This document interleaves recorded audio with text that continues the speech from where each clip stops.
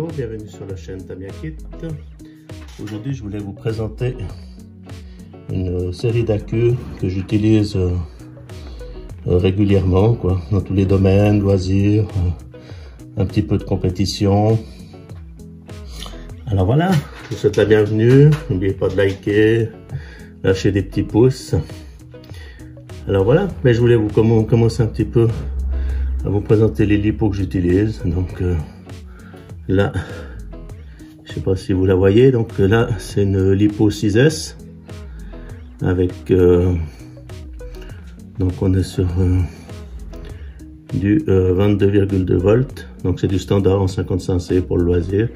Ça marche très bien, j'utilise ça dans les Monster Truck, sur la GT. Là ça fonctionne très bien pour du loisir et tout, donc c'est nickel. Donc là on a la 22,2 volts, donc la 6S en 4500 mAh, donc ça fonctionne déjà pas mal, hein. Il y a plus gros, il y a plus petit.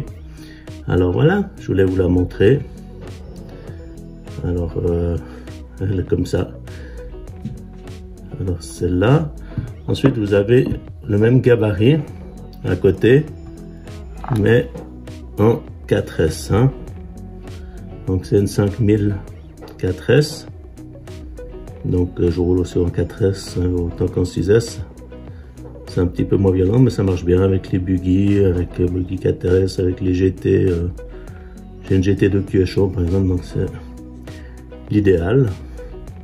Avec bien sûr toujours des connecteurs EC5 qui prennent des courants assez forts, on a jusqu'à 120 ampères en général. Voilà, une XT90 prend 90 ampères, 90 ampères, une XT60 60 ampères et une DIN par exemple 130 et 40 ampères. Donc voilà, donc on est déjà sur de la bonne prise avec le C5. Alors, je voulais vous la montrer. Et là vous avez la batterie. Désolé un petit peu pour l'éclairage qui reflète un petit peu, mais au moins il y a de la lumière. Voilà, alors je vous ai présenté celle-là. Ensuite, j'utilise aussi cette version-là d'accumulateur. Donc c'est les batteries Spectrum avec le Smart Technology. Donc ça c'est surtout pour la gamme Arma de chez Horizon Hobby. Donc je sais que les gens vont dire oh c'est cher, mais en attendant elles sont fiables, elles ont une bonne autonomie. Voilà, donc ça c'est une 3S, donc j'en ai 2x3S, par exemple sur un Arma Infraction ou sur un Arma Felony, vous en avez une de chaque côté pour équilibrer.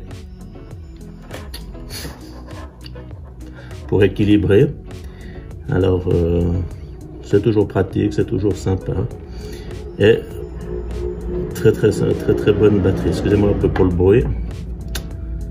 Voilà. Ensuite, voilà, oui, puis pour revenir à cette batterie, vous avez aussi une puce intérieure. Donc si vous contrôlez les variateurs Spectrum sont équipés de télémétrie. Donc il y a un troisième fil là. Alors ce fil permet de donner la tension de la batterie, température de batterie, contrôle de charge, les cycles de charge. Voilà, donc c'est pratique quand on roule parce que si on change par exemple le pignon moteur, on peut voir s'il y a une influence sur la chauffe de la batterie en été aussi, parce que on sait qu'il y a toujours des moteurs et puis des variateurs, mais les lipos chauffent aussi et c'est très important qu'elles respectent une norme de température. Alors je sais, on peut les toucher à la main ou avoir un thermomètre électronique, mais là on a directement la télémétrie sur la radio. Il y a de la puissance aussi, enfin voilà, il y a tout qui est paramétrable. Alors après c'est un confort, après c'est pas obligatoire, voilà, donc ça c'est mon avis, mais moi j'apprécie beaucoup ce système là. Voilà, je vous montrerai encore quelque chose après avec cette batterie pour la tester.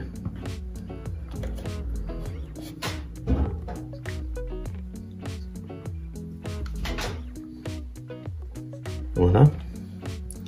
Ensuite, j'utilise ce genre de batterie un peu plus pour la compétition, par exemple sur ma Serpent. Donc ça c'est des batteries 2S, donc 157 taux de décharge, 8000 mAh de capacité. Bon là c'est une normale en 7,4 volts, pas une HV.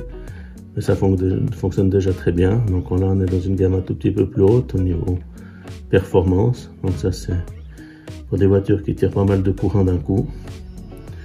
Et là je suis en prise PK ou Tulipe. Voilà, PK étant une marque. Voilà, je voulais vous la présenter. Donc ça marche aussi relativement bien. Alors voilà. Ensuite, donc là j'en utilise deux. En l'occurrence parce que je roule avec ma Serpente en 4S. Voilà. Un exemple d'utilisation. Ok. Et ensuite, j'utilise pas. Je vous ai pris un plus petit modèle. J'utilise des fois ce genre de batterie là de chez Traxxas pour le 1/16e par exemple. Donc là on a une 2S en 2200 mAh. Donc ça c'est aussi assez sympa comme batterie. Mais après il faut avoir l'utilité, mais c'est ce que j'utilise chez Traxxas. Voilà, pour les petits véhicules comme je vous ai montré la dernière fois. Sur la dernière vidéo que je vous ai présentée. Voilà, donc ça c'est une partie de mes batteries. Ensuite, j'ai toujours mon testeur de batterie Spectrum. Je peux vous le remontrer. Donc voilà. Donc pour les batteries Spectrum, vous pouvez avoir toutes les informations, comme je vous ai dit avant. Donc il suffit de plugger la batterie dessus. Voilà. Alors là, elle vous donne la tension de la batterie, le niveau de charge. Donc là, elle est en mode storage ou stockage, à 3,81 volts par cellule. Je pense que vous le voyez. Donc voilà. Donc là, elle est à 80 degrés Fahrenheit. Donc j'ai oublié de convertir l'appareil en Celsius, mais donc ça donne une idée donc la température qu'elle est actuelle.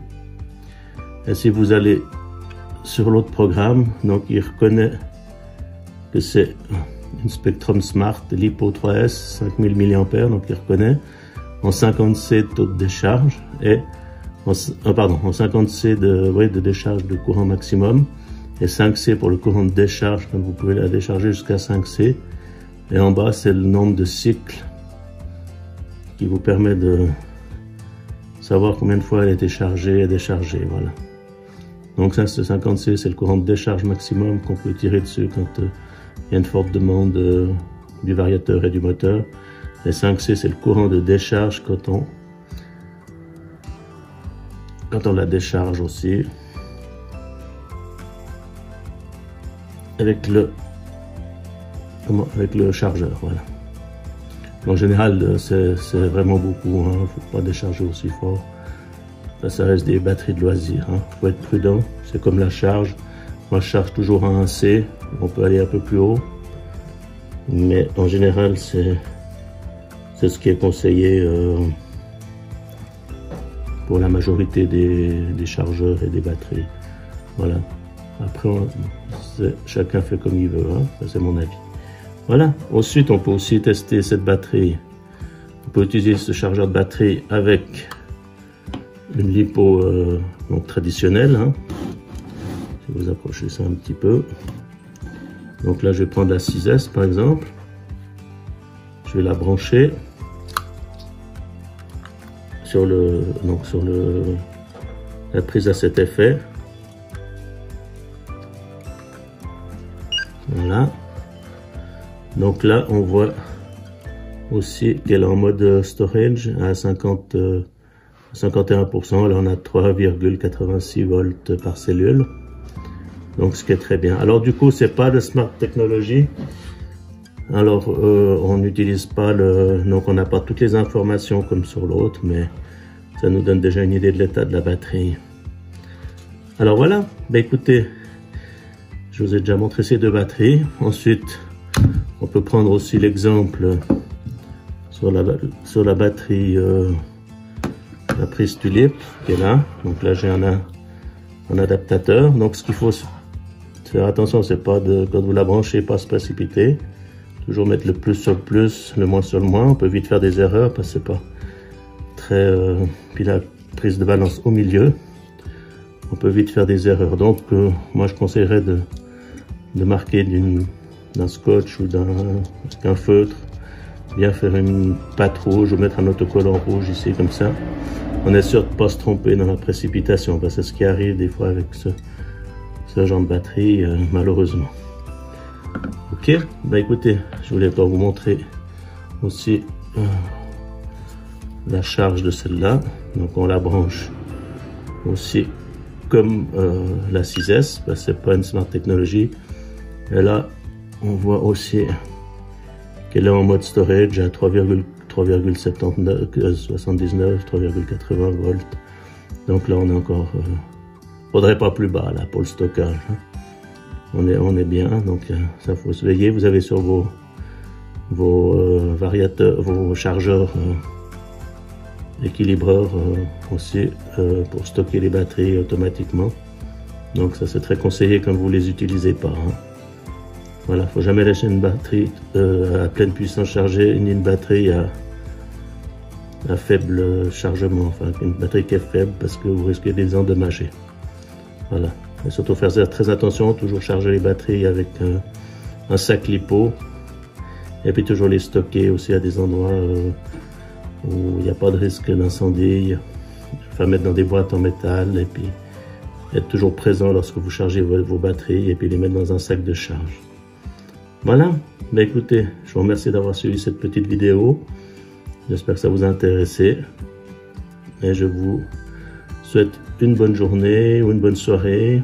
Merci d'avoir suivi. Veuillez liker si vous avez aimé. Et puis si vous avez apprécié la vidéo, lâchez les petits pouces, ça fait toujours plaisir. Et puis je vous souhaite une bonne journée. Et puis encore un grand merci pour le visionnage. Et à bientôt. Au revoir.